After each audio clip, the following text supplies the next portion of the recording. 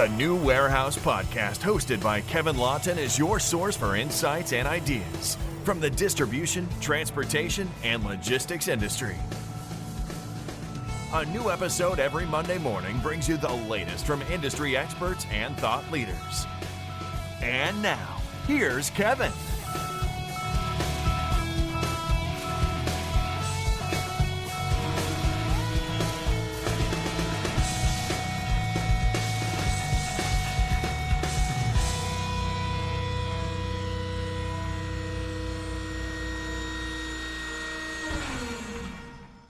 Hey, it's Kevin Lawton with the New Warehouse Podcast, bringing you a new episode today.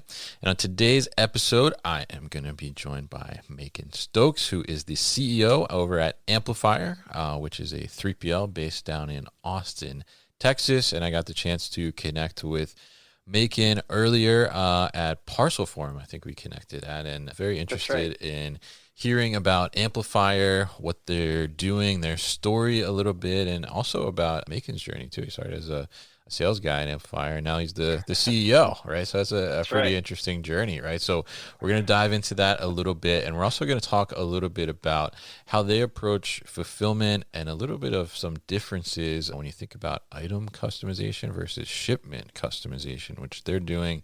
We're going to talk a little bit too about their amplification, which is coming soon. So, Macon, welcome to the show. How are you, sir?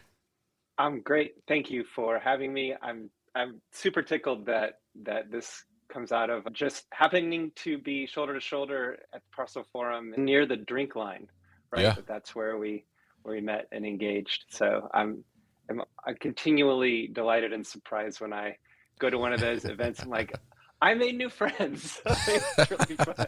It's like, oh, I got to go to this, but I always come out with a couple new friends, so I'm glad for it.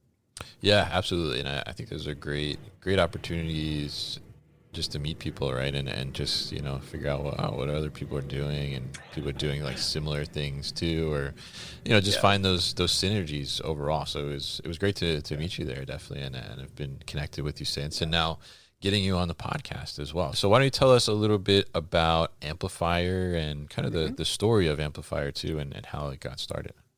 Sure, right. So as you mentioned, Amplifiers in Austin, and we are, see if I can use all the right jargony buzzwords, a D2C e-com 3PL, but I should also say omni-channel. And so we serve clients who have online stores who mainly are direct to consumer, or for whom they want that to be a primary channel, right? So everybody has to sell everywhere all the time now. That's a thing. But some companies want their direct to consumer channel to be their main channel, because for their product or for their philosophy, that generates the highest profit, right? They don't have to share with a reseller. They don't have to share with a big box. They don't have to share with Amazon. Not that there's anything wrong with any of those folks or with sharing, but clients who can sell directly to their customers typically get a higher share of the profit, and that's proper. So that's our focus. And our origin, like a lot of e-commerce 3PLs, our origin starts with a brand. And so back in 2000, the kids today might not realize that back in 2000, Amazon was still focusing on books. Yeah. Remember, kids, that's where Amazon started. And one of the founders had a brand. That brand was despair.com. Still exists. Okay. You might look up, they're the original demotivational meme guys. They started mocking successories, which in the late 90s, early 2000s was a thing. Not anymore. I mean, they're still a thing, but you only see them in the back of Sky Mall catalogs now. They had an idea. They were selling calendars, funny, humorous calendars. They thought that they were going to sell through brick and mortar bookstores back when there were real brick and mortar bookstores. And they happened to put up a website on Yahoo Stores. Before Shopify, there was Yahoo Stores. Yeah. And that was the game. And they had a viral moment. And suddenly they were selling direct to consumer. in a space where not very many people were, and they'd had a 3PL that was just good at taking in a pallet and reshuffling the pallet and sending it off to, brick and mortar, Yeah. big boxes. And they were lovely people and didn't have any idea what they were doing with direct to consumer package fulfillment. And so here we have the same sort of origin story that a lot of people in our space now, it's like the founders thought, how hard could this be? Yeah. We should just do this ourselves. And as it turns out, it's super hard and took us many years to get it right. So we've been at it for now, it'll be like next year will be 25 years of doing this. So that's the origin. Then, like any good narrative, the hero has success and then has a moment about, the 60%, 70% part of the story where there's a massive, like, is the hero going to die right now moment before the hero sort of emerges again. So our moment there was, we got a client that sold little yellow wristbands. Now they didn't sell them. You got them, you donated to the cause. Okay. And you got a 10-pack of little yellow wristbands. You may have seen it on Oprah, right? That's sort of like this, the beginning of the rubber wristband phase. Amplifier's client was the Lance Armstrong Foundation.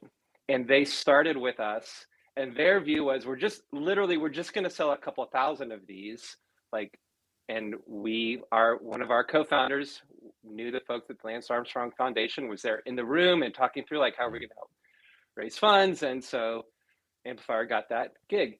And then they sold hundreds and hundreds of thousands. Oh yeah, it was huge. Yellow wristbands. Yes. And that just about killed Amplifier. It was terrible. And, part of our technology story is related to that, because we were using an off-the-shelf mail order manager. It was called Mail Order Manager. And it was purchased in a physical computer software store in the mall, like when we started. Like you don't see those anymore. Using. Yeah. No, they don't. Like, there's so many things. I'm like, we've been around for a minute. And what happened was, crew was shipping like mad. It was nuts, and the system just stopped about halfway through in the afternoon. Could not figure out, it just wouldn't go anymore. And the team sort of worked their way up the development chain and got to the developer, the guy who wrote the code. And he's like, I never imagined anybody using my software would ship more than 9,999 shipments of a particular service in a day. Yeah. He's like, the field just doesn't go any bigger than that. He's like, so wow. That's why this isn't a bug. This is just how that field is. And so he gave us another rev to give us another digit. And that was our moment where, like, maybe we should think about, like, real warehouse management software. So it didn't kill us, but it gave us some operating cash, and it gave us a vision, for a technological vision and a place to go. So the brand start, and then, like, get the booster rockets to figure out, there's something here. We should really get good at it after we, like, rise from the dead of getting just, like, crushed by success. So that's how we got going. Yeah, absolutely. And I think that's pretty interesting story there, and I think it's very like a lot of these 3PLs we see out there now, where they started with the brand, and just like you said, they're like, we can do this better, or we don't like the way people do this, so let's do it ourselves, right? And I'm curious, about the name Amplifier, because 25 years almost now, when I first saw the name Amplifier as the 3PL, like, that's a very now sounding name, right? I was thinking at first, I was like, oh, Amplifier, this must be like a newer venture-backed type of fulfillment provider, right? But 25 years, like, was that the original name? And tell us what the name came from and what that means. That's I appreciate that. And that's an insightful question, because it wasn't the original name. Okay. The original name was even more abstract and nerdy. The original name was Copernica. Okay. So Yeah, you're like, good job not keeping that. Yeah. So Amplifier is a DBA. Like our actual company name is Copernica Incorporated. Interesting. Okay. So just, I mean, imagine a bunch of nerds, like just straight up nerds, techie guys, literature guys. None of us went to school for logistics. Right. Like we've got guys who started making their living mocking the corporate world.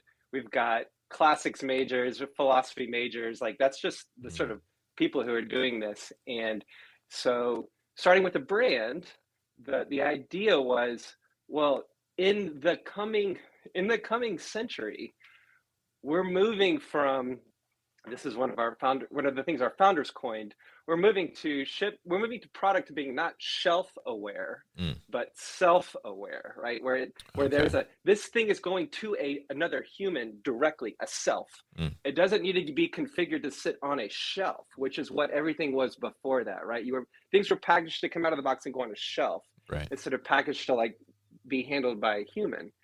And so there's this idea that, man, there's a revolution happening. There's a revolution in terms of how commerce is going to happen and how sales are going to happen and how fulfillment is going to happen. And this is all coming down to the self, the human. And so we're like, well, what's the other revolution that changed the way everybody understood the universe? It's like, well, obviously it's the Copernican revolution, right? Where we go from thinking about the sun, thinking about revolving around the earth to revolving around the sun. Like, so clearly that should be our name. Like we're communicating to the world. We understand that everybody's conception of the universe in commerce is changing. We should be called Copernica. And the thing was that we would get people like, hey, I'm trying to reach Copernica. And like early on, we're like, oh yeah, this is a really bad name. Yeah. It was clever. Yeah, definitely. And named our values in what we were doing. So again, this is coming from one of our co-founders, Jeff Sewell, who's also a filmmaker, with his wife. Like he's somebody people should know. He makes amazing things. He's the chief product officer of Amplifier now. So the other metaphor, we're like, well, what's a better metaphor for what we're doing? And again, coming out of our brand experience, the thing that Despair was doing when it started was it was dropping messages into the shipment as it went out. And because it's a humor company. So that crew wanted to make jokes all the way through the experience. And so it was right after the .com bubble had burst, and there was a lot of things going on in the corporate techie world. And so if Despair saw that the email address of the purchaser was coming from an investment banking group, they would make a joke on the packing slip, which is hand packed by a former investment banker, because they were all going out of business, right? Or former .com owner. If they saw this is a famous .com thing, they were looking at their customer and making a joke about them. Okay. And it was like the response for Despair was the best sort of advertising they had ever gotten, which was people would like show their friends, like, look at this packing slip. Like, they see me. Like, these guys are funny all the way through, right? Yeah. And so our view was, wait a second, again, we're nerds. And so we're like, we'd read all Marshall McLuhan stuff, and we're like, oh, the medium of fulfillment, like, it's a signal bearing structure. Like, you can send signals in this medium, which is the box and the experience of the package and all that stuff. And you can send a signal that's like to the person receiving it. And if we do that, it's going to help the overall signal of the brand. So that's what an amplifier does, right? Yeah. Like, a signal comes through, hits an amplifier, and all the amplifier does is increases the amplitude.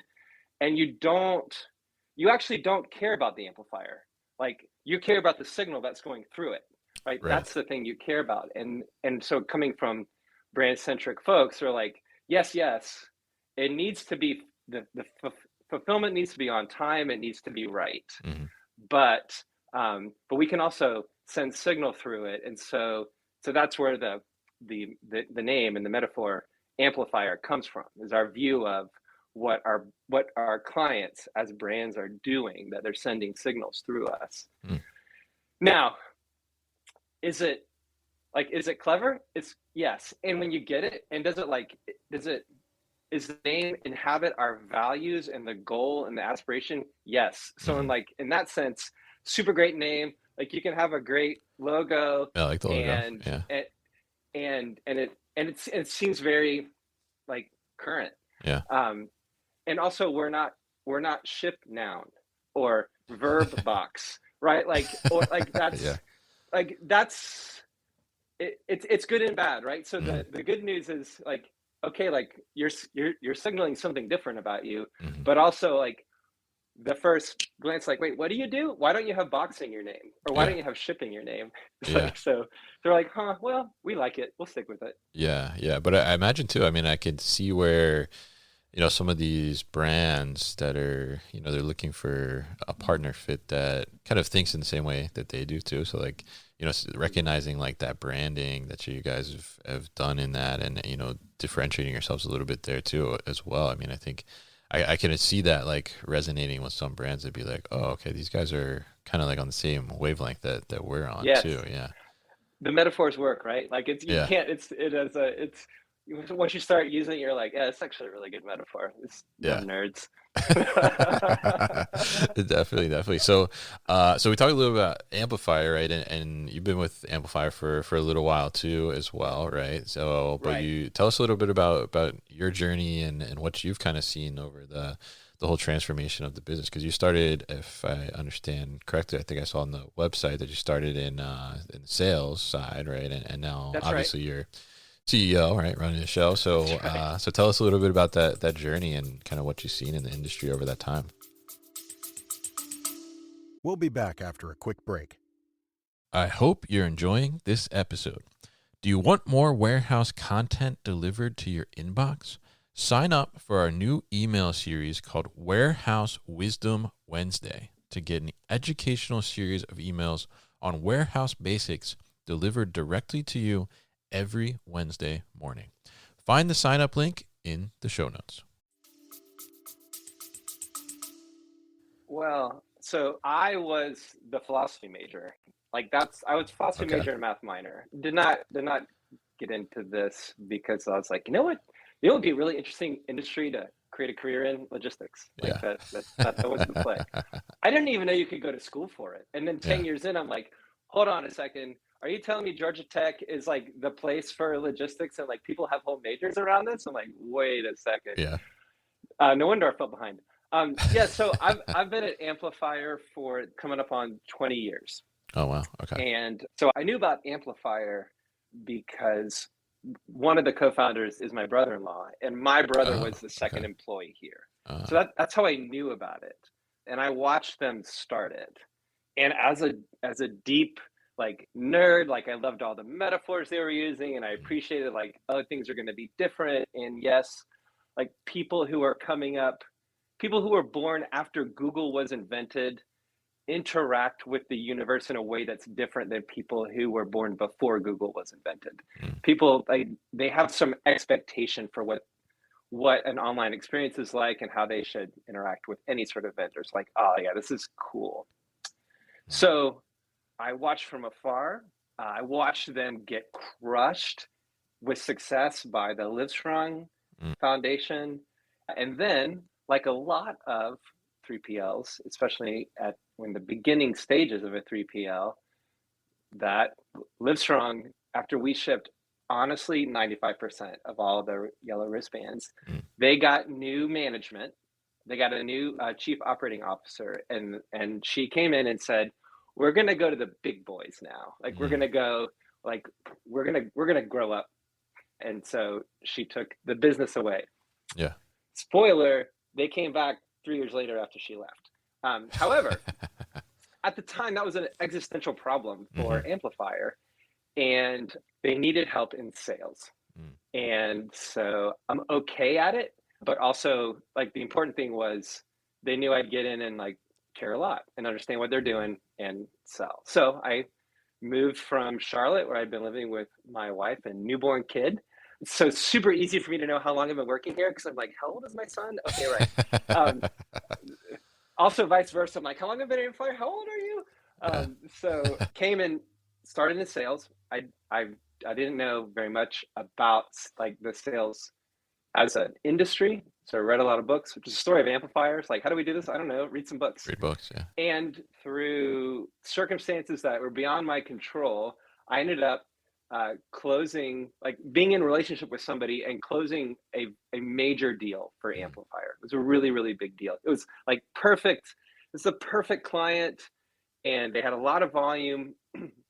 Like they were ideal client profile before people were using the terms ICP, right? It Okay. was just, we just knew like these are the guys. So signed them, and like any good salesperson I now know, we sold it a little aspirationally. Like it was maybe a little bit more than we were actually going to be able to execute on. And so I, because of all my relationships, like really cared. It wasn't like I sold it and like now it's operations problem. I was like, no, I know the guy that I sold this to, and I know not only will I'm going to get a call, like we're kind of friends, and I don't want this to be like bad for our friendship. So Yeah. so that in my relationships let me sort of like stay with it in the operation, right? Like I would go out on the floor and be like, okay, like we're not quite hitting the SLAs. Like how can we hit the SLAs? How are we going to get there? And I started getting into the operational side of the business. And what we discovered was, oh, I'm actually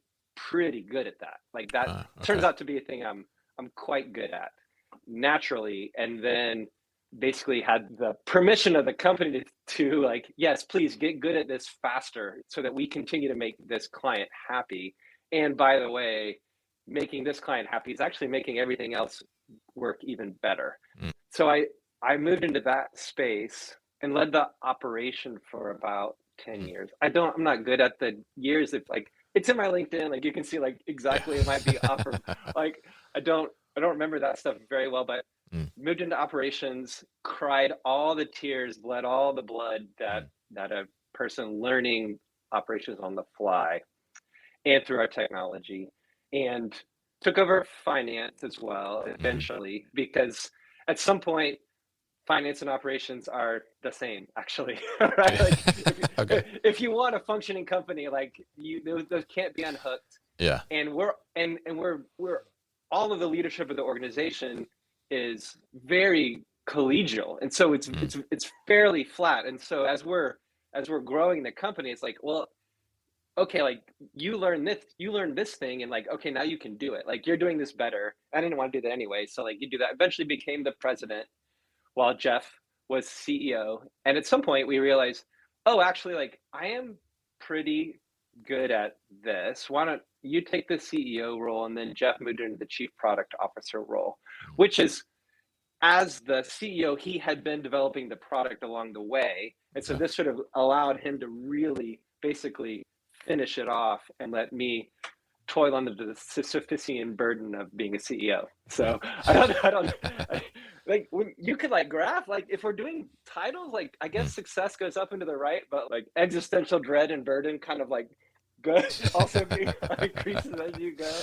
Yeah, absolutely. So I'm curious there on because I think that's an interesting inflection point, right, that you had where, you made this sale, and, as salespeople tend to do sometimes to us operation folks is oversell what we can actually do, right? And it sounds like you got yourself into a little bit of that pickle there, but you went out on the floor and you mentioned, and you figured out, how do we get to the point where, hey, we can meet, these SLAs, and we can deliver for this client. So I'm curious, tell us a little bit about, what were some of the things, I'm sure there's a lot of things you did, but, what were some of like, maybe the things that really started to move the needle, whether it was processes or system investments. I mean, what did you do in that time to get your team up to be able to meet these operational requirements and increase that capacity, where you mentioned, because I love that you mentioned that,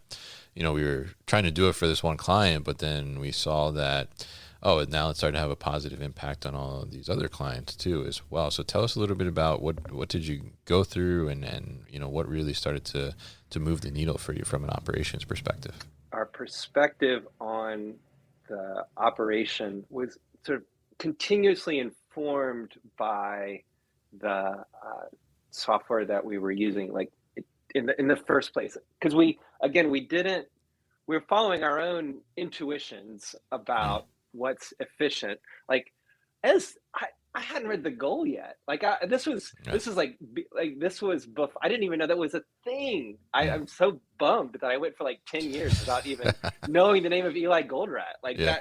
that, because when I read it, I was like, oh yes, of course. Like most operators' experience of reading him, are like, yes, this guy sees me. Like Mm. he understands me. But we were well read enough to like have some sense of like what flow is and understand that there's this thing out there called the Toyota production system, like that. Right. Those like we were liberal arts kids, right? Mm. So like we're like, okay, there's a universe out here, and there's things to learn. And we also bought into, after the Livestrong, we got ourselves into Manhattan Associates warehouse Okay. management system, Yeah. which we didn't understand. We knew we'd bought ourselves a battleship, but like Yeah. that's what we thought. We didn't understand we'd gotten ourselves a carrier group. Like Mm. it was we have grown into using it. But the Mm. very first thing was, because while we were literature nerds, I minored in math, and we had developers who had sort of come along with us. We were all looking at the tables Mm. in in Manhattan's product. Like, so it was on-prem, had our own databases running it. So we're like, oh, look at the tables and the column names. Like, Mm. what does this do? Like, why do they have a column? Why is there a column name for cart number? What's a cart? Yeah. Right? Like, we're not just sort of walking around with a piece of paper and a bin. Like, what's that mean? So I would just sit and watch the warehouse floor do a thing and think, wow, we're getting crowded over here. Like, Mm. maybe we should not be so crowded. Or this is how we got into carts. Call it 10 years ago, getting into carts. I was watching somebody on the floor. I was running operations, watching somebody on the floor, and we were still using paper packing slips then. Mm. It was more than 10 years ago. And what this picker was doing was, we give him a stack of packing slips that were his responsibility. He would look through them. He'd reshuffle them really quickly. He'd go grab a stack of bins and then like drag it to a location. And he would go, he would count how many. He was like, oh, widget is on these 10 things. He'd get 10 widgets and put them in the bins, and then like drag the bins and then go to Mm. the next thing where he had the most things. So we're like, you know, like, that guy's not doing it right at all. This is not how he's supposed to be doing it. We told them, like, pick a Yeah. shipment completely. Like, he's going to completely screw these up. It's like 10 at a time. He wasn't, but we're like, this is the risk, right? Mm-hmm. There's no controls here. And I watched him for a little while longer. I was like, well, first, this could be more efficient if his like stack of bins had wheels on it. Like, we could Yeah. make this go faster. And I'm watching him, like, he's picking fast. And so I mentioned it to the guys who configure our software in-house. I'm like, man, I was just saying, like, man, like, basically this guy needs like a cart. And the Mm. guy's like, there's a field name cart in the table. Like, why don't we look at that? And it's like, oh, there's a checkbox in the warehouse configuration that's like, do you want to use carts? Like, yes. And like, what do those carts look like? And we're like, whoa, this is amazing. Yeah. So like that, the sort of the process of like just sitting like in the place, right? Mm. So the Gemba, right? If we want to be sort of precious, precious nerds about it, right? Like, just sitting in the place and watching people. And we're a small team. Like, I know that people are like doing their best. So I'm already disposed to like, okay, we're all pulling together here, and that guy's doing something different. Like, and it's looking successful. We should investigate and see what that is. And as it turns out, most of the things that humans do to become more efficient has already been mapped. Mm. Like it's already known. The thing is just figuring out, like, what's the name for this thing that this guy's doing, where he's grouping work based on location and then trying to do that work in one shot. Like, oh, warehouse materials movement term for that is in this group cart picking, right? So Yeah. it's learning what the nouns are and understanding that the humans are probably going to find best path, and very likely somebody has already figured out how to put the controls around best path to do that. If that's at the end of the day, you evaluate like, okay, that's a path, but it's not best path. So that was one thing. The other thing was the great gift of our warehouse management system was the detail of the data. Like there was no transaction that happened in any movement anywhere in the warehouse that couldn't be articulated in a line of data. Right. And so two things happened. One, we were looking at the data, I was looking at the data and realized, oh, we could have more data here if we were using the RF guns instead of using paper. Like we could see all these things. And the second thing was we were getting a lot of errors, picking errors. Yeah. And in the far past, the night before Black Friday, we transitioned from paper to RF because we were in it wasn't like, oh, I got a long project plan, we're going to work all this out. It was like, we're in such crisis because we are getting so many errors. Like it's all backing up at the ship station, because at the ship station, they're checking like, is this right? And it's like, no, we've got all these, we'd call them broken shipments, all these broken shipments. They're just piling up and we can't tell who's picking it. And we can't tell if this is a picker error or if this is a problem in the slot. Like we have no idea. We have no visibility because we're just good as paper slips and we're handing them to people. And we don't even know if they're like finishing the stack. Like because we can't get line clearance because it's all stacking up at the ship station. And so Jeff and the other leadership at the time, I was just like running the floor and operations there. Okay. They made the call. They're like, we are switching to RF. And my view was, wow, this is crazy and we can't not do it. And I'm super glad I don't have to be the one who chooses that. We're just going to do it. Yeah. Right? So we did it. And then immediately you could see all the data. And that was the other piece of like, oh, now we can see where the errors are. Is this a human error? Is this somebody ignoring things? And we got a lot of pushback from the guy who actually was running the picking floor. He's like, we're going to be so much slower. It's like, because we had tested, like, how does we knew how the RF worked and how to configure it, but we hadn't implemented it. Partly because we'd gotten this feedback, which was like, dude, my pickers can pick this so much faster if they're not dealing with this gun, right? Right. And so at some point, we're like, oh, it is a little slower. Actually, what we discovered is the fast people got a little slower, but everybody else got a little faster. And the best thing about it was I had thought, by standing on the floor and like watching, like I was learning a lot of things and making good judgments for the most part about like, here, we need to try this. I had my view of who the best pickers were. And that was because I'm watching these humans and the people who, in my view, were moving quickly. I was like, well, those guys must be the best. Yeah. And as it turns out, they were the worst. Yeah. So sometimes at the every level. fastest picker is probably the most inaccurate picker, right? That's probably what you're saying, right? And it varied. Like, and I was tempted to like graph his variance based on the number of cigarettes he'd had that day, like because it really seemed related to that. Yeah. And we had these a couple older women who were pickers. I barely knew they were there. They were always inside the shelves doing their things, and they were just constant the whole day. No drama, no issues. And so the data comes up and we're like, these people are the best pickers we've got. Yeah. And Johnny over here needs to get his act together. And then the look on those people's faces when we're like, hey, we see that you're the best. They were kind of like simultaneously like, finally and thank you. Yeah. It's like, yes.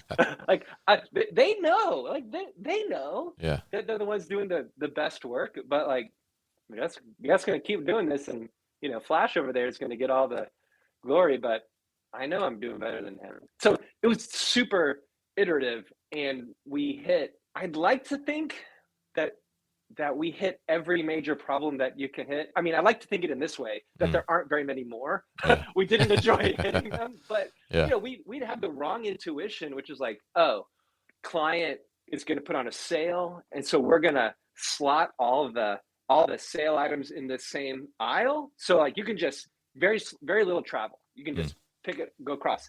And we did that. And the next day, everything ground to a halt because we were trying to get 20 people into that aisle to pick things. And we're like, yeah, that was really, really dumb. Like, oh, right. Like it's not just pick pack. It's also congestion. Yeah. And we can't solve this problem by like stagger starting. Like these everything on this aisle is in every single shipment. So like we're going to spread it across and increase, the travel distance, which is like in the textbook, that's a no-no. But you got to graph like travel distance with like congestion problem. Like there's an intersection where you're like, this is it. And I like to say like we did a lot of super math and figured it out. We're mostly like, if we do that again tomorrow, we're totally dead. So overnight, like move everything across. So that's sort of how we came to be where we are. And I watch peers in the industry, and I watch like friends of mine who have brands who aren't my clients, but I love them anyway. Like them talk about like what's happening in their warehouses, and I'm like, oh yeah, I really know that problem. Like, let me go talk to my counselor, and he'll look in his book like what year that emotional scar happened, right? Like that is the moment I learned that lesson. Yeah, absolutely. And I love that. I mean, I think that, especially, you saying, you didn't come from a logistics background or anything, when you get put into the fire like that a little bit, and you just gotta, that's one of the things, that's so exciting is like, you just got to figure it out and you just got to get it done. Right. Because there's this mountain of orders, and it's not getting smaller, right? It's getting bigger, right? And you just got to figure out how are we going to get through this? How are we going to do this? And you start to learn so much about those things. So I love that story. I mean, I think it's fantastic to hear about how you kind of got that crash course there a little bit and started to figure out all these different things. So really interesting stuff to hear about Amplifier's journey, your journey, and some of the trials and tribulations there, I guess we could say, and growing this thing and figuring out how to really optimize the operation. So now here in 2025, you guys are launching this new feature called amplification, right? Right. Yeah. So tell us all about that. What is that? So, coming back to the origin story of the idea that we were watching customers get really excited about the brand when the brand told them in some way, I see you. And not just like, I see that you bought your 100th thing, but like, I see that you're an investment banker, right? Or I see that you've made these comments in my forum, and I'm going to make that joke back to you, right? Those moments of realization, it's a kind of connection. I'm still enough of a philosophy major to be like, is it a real connection between humans? No, it's not, but it's actual. Like something is happening that is meaningful in the signal sent from a brand to a customer. When it's not obviously a robot or a robot at all, when it's a human saying something, and like we know this, like when we buy something from a small brand and they literally write a note on the packing slip from the brand owner, like thank you for ordering this, or I see that you've ordered I see that this is your third order of this thing, like, and I feel like you would like this pair of socks because it goes with the 3 things that you purchased, like, and I'm just giving it to you just because I happen to be here on the line, like it's the day that the owner's like packing one of the boxes, or they see an order come in, and this would happen with the spare. You see an order come in and you just recognize the name, like it's a famous person. Like this is, and it's somebody like you're a fan of. And so at that moment, you're like opening your desk drawer and you're rummaging through, like, what can I put in this box? Yeah. Like what cool stuff? Like, oh, I'm gonna give him this, and you run out to the floor and you find where it is in the process, and you like dump it in and you like put a little note like, I'm your biggest fan, XXOO, like Megan, right? And so when they get it, that recipient, you're sending them a signal in that. That recipient gets it and says, oh, that's cool. Yeah. So that's on the human level. When we started Amplifier, that's the thing we wanted to do. We wanted to enable our clients to do the things they would do if it was their warehouse. Now, there's a couple things about that. Like, even if it's their warehouse, everybody in logistics listening to this who's in operations knows, like, please, for the love, front office, do not walk onto my floor and mess up my flow. Right? Yeah. Like, that's like from the brand owner perspective, they're like, hey, how hard can this be? Let me go like put this squeezy toy in this box. And the line is like, why are you doing this? Mess up the entire flow. Yeah. So that's a problem even if you own the warehouse, but that's what you would do if you were a brand owner. You go out and do that, and it's real. And so we've been trying to build an operation that allows for that kind of interruption, or plans for that kind of interruption, and invites that kind of interruption. Because it's also not a thing that's going to happen all the time, right? If it were going to happen all the time, it wouldn't be an interruption. You'd just put an insert thing on the line that's just going to drop in inserts, right? But the view here is it's the unique and special moments that really make a difference, that really amplify your brand. And so we had this notion of being able to customize a shipment, and which is different from, say, taking an item and customizing the item. So if I'm purchasing something from the New Warehouse Podcast store and I want my monogram on it, like, that's me, the customer, customizing a product I'm buying from you. Totally great. Amplifier does that too, because it's actually, if you can't do that, you can't do the thing we're getting ready to do, right? So we had to first, like, we got into direct to garment printing because we wanted to experiment and get good at, like, knowing where a particular thing was in the warehouse and putting special sugar on it so it could go. Like, there's a flavor of decorating that's part of this. And so we do that for clients as well. We do engraving and that sort of thing. So we do customizing items. But what we're talking about is there's this object called a shipment, which is, deep logisticians know, like, a shipment's not an order, right?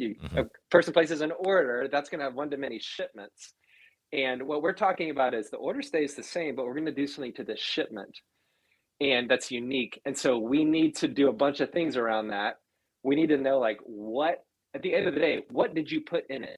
Like, we need to know. We need to track that. Yeah. We need to track it in a meaningful way. We also need to bill for it. And we want to allow that thing to change the entire profile of the shipment. It's one thing to just put a drop in. Like, a drop in is like, it's a thing. It doesn't change the profile of the shipment. Nobody actually has to care. And we probably aren't even tracking, right? We're just telling you. Like, by the way, Amplifier tracks it. But there are 3PLs who are just like, of course we put it in. Like, well, but I don't see any in their digital record. So we track all that too. But we want to allow a brand owner to put something bigger in it that changes the box entirely and changes everything about the profile. Because if you're the brand owner and this is Johnny TikTok, you better put something really cool in there. It's not a photocopy of, like, a letter. It is a handwritten note, and, like, the sweats that he said he's going to buy for his grandma, you saw on TikTok the other week. And, like, you're just going to give it to him, right? That's going to change the shipment. And so that's the brand owner customizing a shipment for the recipient, that the recipient experiences as a new thing, an unexpected moment. And then if the brand is doing that for the people that matter, and Amplifier doesn't know what people matter to your brand. We just want to let you go to the UI and pause a shipment. And then the modal appears. Just like, what do you want to do to it? Like, do you want to write something on the packing slip? Totally good. That's a thing now at Amplifier. You, the brand owner, are writing a note to the recipient on the packing slip. Okay, super great. Coming in 2025, do you want to actually have a handwritten note? So Amplifier has a RoboPen that will handwrite a note and put that in there. Do you want to add a bunch of stuff to it? Like, because what's the point of handwriting a note if you're not like, hey, have this free widget? Right? So you can do that. And then Amplifier, of course, needs to track that. It's a thing in your inventory. Mm. And then sort of next step after that is we do all this customizing of items. Like, why wouldn't the brand owner be like, oh, let's totally get the mug, like put their name on the mug, put that in there, right? So Yeah. from a the logistics nerd standpoint is, whoa, like, wait a second, that means you can't manifest that container until the very last minute because you need to keep that wide open. If you're just printing the label at the beginning of the day, and then that, so you've locked that shipment. This isn't, you can't do that. And if you don't have a way in the path of the workflow, at the workflow, there always have to be these exit points where the human goes like, oh, wait, something changed from the moment this was put on the floor to now. I'm going to divert this. Or why won't the system let me print the slip for this? Like, oh, because look at the screen. It says, take this to like work area 1, where we're going to put in the magic fairy dust that's been requested. And then it'll go back into the flow for the shipment. So there's a lot of technical sort of coding that you got to do to sort of know where all the state of the shipment is. And then there's the UI part of it. And then there's just the willingness to stop a thing. And so you can create logistical flow in your operation by locking things down, right? Like, look, this is a concrete tube. Once it enters the top, you may not touch it. Like, you're never touching it again. Right? But if you don't do that, and you can do that in a couple ways, you only need a couple controls, right? You just, at start of day, like, boom, nothing can change now. But you have to build controls all along the path if you're going to let people like divert and change.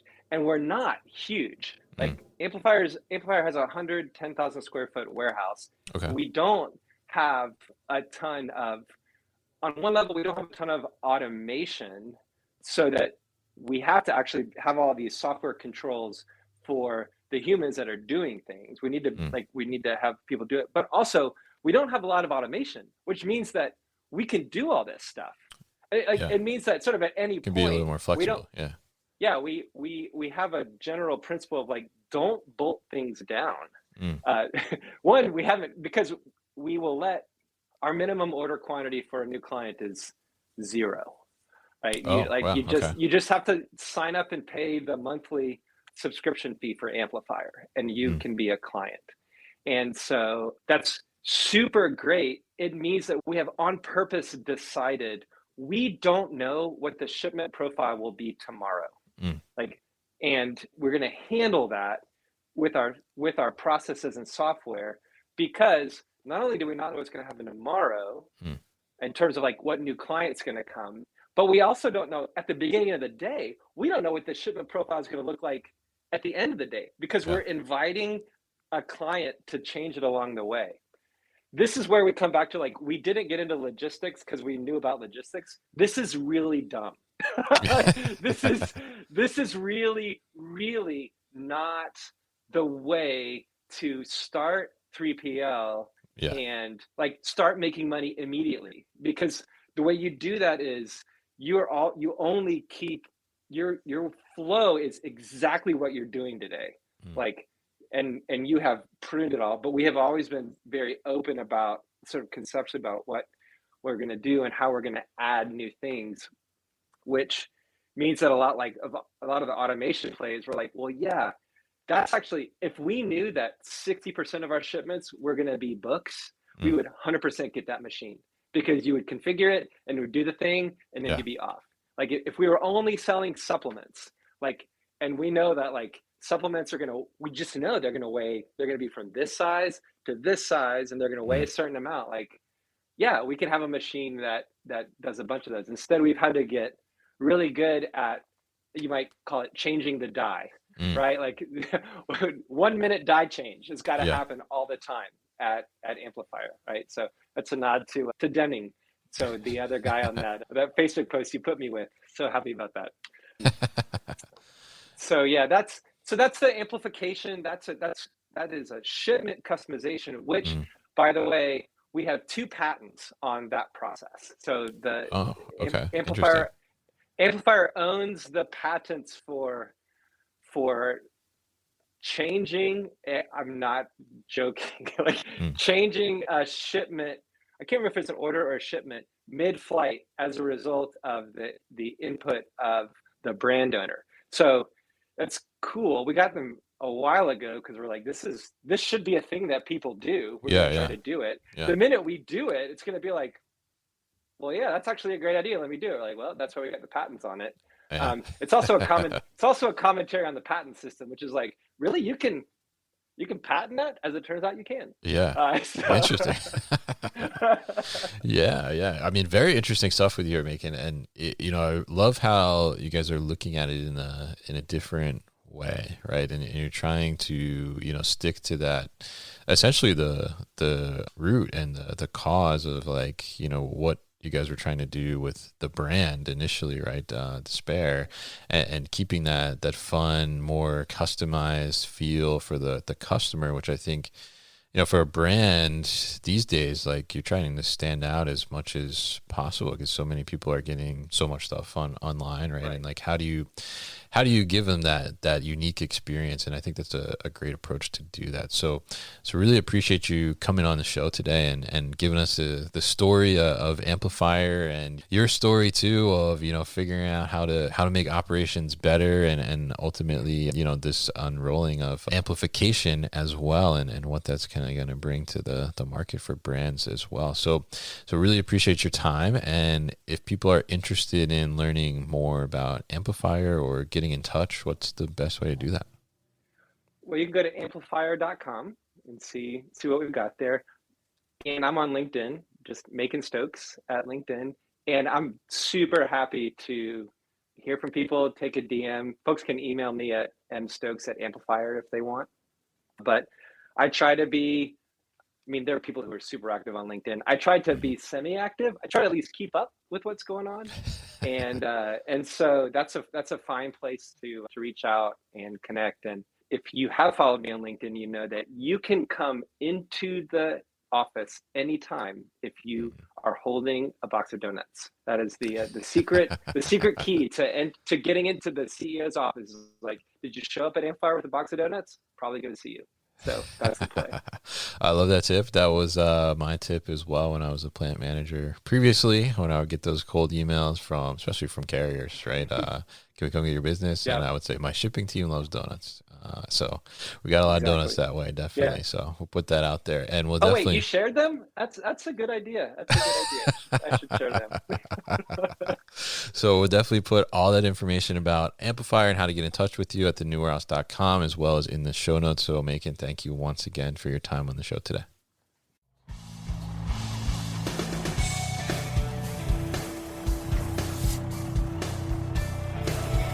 You've been listening to the New Warehouse Podcast with Kevin Lawton. Subscribe and check us out online at thenewwarehouse.com.